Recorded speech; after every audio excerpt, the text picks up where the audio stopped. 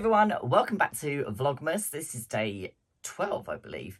Today's going to be a bit of a different Vlogmas. I'm going to quickly go through some stuff that turned up today. Well, one thing that turned up today.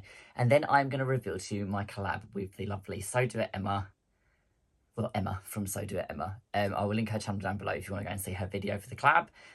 We teamed up to do a collab with the Pogonip Pullover, which is the new pattern from Friday Pattern Company. Before I go into that though, I'm just going to quickly show you what turned up today. So for any of you that don't know, about 7 years ago, Tula Pink done a range called Spirit Animal, which had these little otters that were called space otters. And there's various other prints as well. And it was out of stock, obviously, about 6-7 years ago, when it went out of print. And I was scrolling through the other night, as I do, because I do like to go through the internet and spend multiple hours going through and trying to find out of print things that might be in little shops that are tucked away in tiny little pockets of the UK that no one really knows about. And one of them was a company called the FabricMouse, which I know is quite a well-known company, but I didn't realise they actually stocked any Tula. And I went on there and found out that they had some of the 4.75 inch pre-cut hexies, which are like a hexie charm pack. And they had a few of them left in the I can't remember what the name of the range is now. Spirit Animal range. What is wrong with me? And I can't get hold of Spirit Animal very much. I've got a few little pieces of it. I've got some that's out of print, which I'm looking at over there, which is arrowheads, and I've got one with bears on it and a couple of others, but I've never been able to get the space otters or some of the better prints. Well, what I think are better.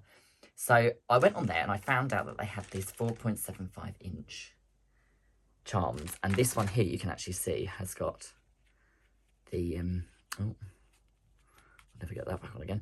It's got the little space otter on here, which is so cute. So because they had them, and I actually wanted to be able to have enough to make something with, so I bought 2 packs because I like to have, as some of you may know, that I like to keep charm packs of every collection that Tula done, so that I've got a tiny little snippet of every fabric as an archive.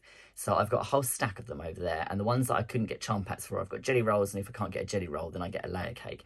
But I always try and keep one pre-cut, ideally a charm pack of each range that I'm able to get hold of. So I've kept one of these because it's going to go into my archive, so I've got little hexies of every single range, every single print in that range, and then the other one I'm going to actually use and make a cool cushion, top, something, I don't know. I might just include it in with a lot of other hexies because I actually have got a template, a proper template from Lina Patchwork that is in this size, and I've already got the papers that go with this as well. So I could actually, what I plan on doing is making an EPP out of it with a larger hexie than the 1 inch hexies that I'm working on my other EPP project, because how many EPP projects can you have on the go? Multiple. So yeah, I was really excited about those. So if you live in the UK, head over to FabricMouse. This is not sponsorship or anything like that. I just thought I'd let you know that if you like Spirit Animal and you're never able to get any, they may still have a few left. I'm not 100% sure. Depends when this video goes out. Depends what their stock's like. But moving on from that, I wanted to come and talk to you today about the reveal for the Pogonip Pullover. So a little while ago, I was talking to Emma from So Do It Emma, who is, if you don't know, one of the nicest people you will ever meet in your whole entire life. She is so sweet, so funny. I just love everything about her. She's brilliant. I actually get to meet her next year when I go to Sotoon next summer, which I know is like booked well in advance, but anyway, I'm talking gibberish again. I was talking to her a little while ago and I said, oh my God, the Pogonip, I love it. Even though it's aimed at being a women's pattern, well, I say it's a women's pattern. They've never done any imagery of it in men's patterns. So I just thought, you know what, screw it. I'll buy the pattern, download it, make one for myself, and just use the chest measurements that I've got for the chest measurements, etc. for the women's pattern. And I've got quite narrow shoulders and I'm quite petite anyway, so a lot of women's patterns I don't really have to do a lot of adjustments for. The one thing I do have to always adjust is the body length and the arm length, because I've got incredibly long arms compared to a lot of people. I have to adjust the length of arms in pretty much every pattern that I've ever bought, whether it's men's, women's, unisex, whatever. So I quickly scurried over to First of Fabrics website and ordered myself some nice fabric. So I'd already shown this in a previous vlog, that I'd got some really lovely corduroy that was sort of like shearling faux fur lining to it. And I'd also got some really, really nice cable knit in mint, which I am going to make another one from. But I wanted to go through the adjustments that I made to this pattern. So this is my Pogonip. It is made from the beautiful sort of charcoal black, really, really soft jumbo cord with the faux fur lining. The buttons that I used in the end were these beautiful black and white marble buttons, which are available from Jazz and Wow. They are handmade from resin and they are absolutely stunning. So this is my Pogonip. I will insert some, I'll move over slightly and I'll insert some footage here of me wearing it so you can sort of see how it looks on. But I wanted to go through, while that's scrolling away here, I wanted to go through what adjustments I made.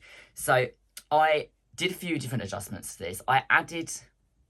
What I actually did was I stuck the cuff piece, I stuck the sleeve facing that would make the casing for the elastic. I actually attached that to the bottom of the sleeve pattern. And the reason why I did that was because I knew that I was going to have to extend the length of the sleeve anyway. So I extended the length of the sleeve by attaching the non-folded elastic casing pattern piece to the bottom of the sleeve, which I knew would give me enough length, because I'm happy for the length of my sleeves to be a bit too long, but I'm not happy about them when they're sort of up here, because I just get cold.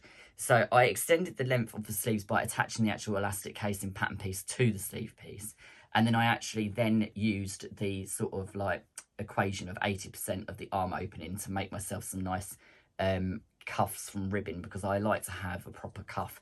I don't really like elasticated sleeves. I don't think I will do that in any of the future ones that I make either. I will always put cuffs on. So that's what I did with that, because I knew that the sleeve wasn't going to be long enough, but it actually worked out by doing that. The sleeve worked out perfect length. So the other thing that I did as well was I didn't line the interior portion of the bottom part of this section. So this section here, when you insert this and the welt pockets, you do the welt pockets and you insert the line into the pockets, which I will, let me take it off, hang on, I can show you. So basically when you insert the inside pockets here in the lining, you're then supposed to insert another piece on top of that, which then folds up that then joins up in this seam at the bottom and the top, which encloses the pocket bags. But because I was using such a dense fabric anyway, I didn't want to put another layer onto it because it was just going to be too thick and bulky. So what I actually did was just secured my pocket bags in the inseam of the lower band seam where you put the elastic casing for the bottom. And they've stitched in absolutely perfectly. So my pocket bags, you can't actually see them, but I actually chose to use Tula Pink line work, the black on black fairy flake. I know you can't see it. No one else that sees me wearing it is even going to know it's in there, but I know it's in there and it makes me happy. And that's all that matters, isn't it? This is why we have the ability to make our own clothes pockets. No one's going to know, but you know it's there and it's going to make you chuckle every time you put your hand in the pocket. So, yeah. So those are the adjustments that I made. I am absolutely super happy with the fit. The only thing I will think I will do next time is not that this one's too short, but I think the next one that I make, I think what I'm going to do is extend... I think what I'm going to do is extend the length of the elastic casing at the bottom just to double the length, just so I get about another inch on the bottom. And then what I'm going to do is then put a wider elastic in. So I think it calls for a 1/2 inch elastic in the bottom. And I think what I'll do is I'll double the width of the bottom band and just put a 1 inch elastic in. And I think what I'll also do is make the elastic a little bit bigger than the elastic that I put in this one. This one fits perfect.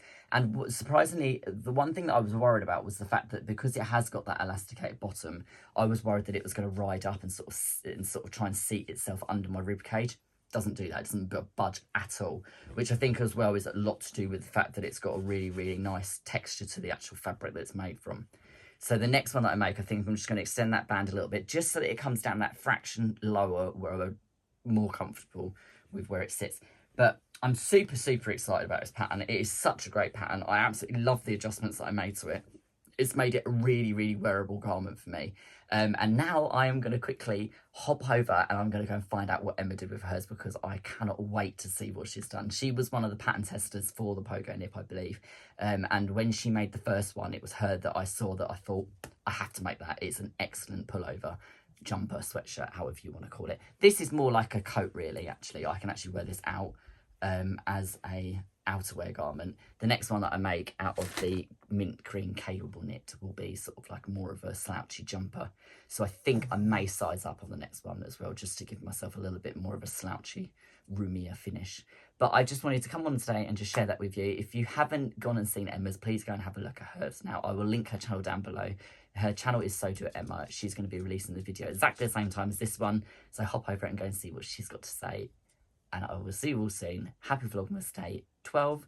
And I'll see you tomorrow for an open of Beyond the Pink Dolls calendar. Bye for now.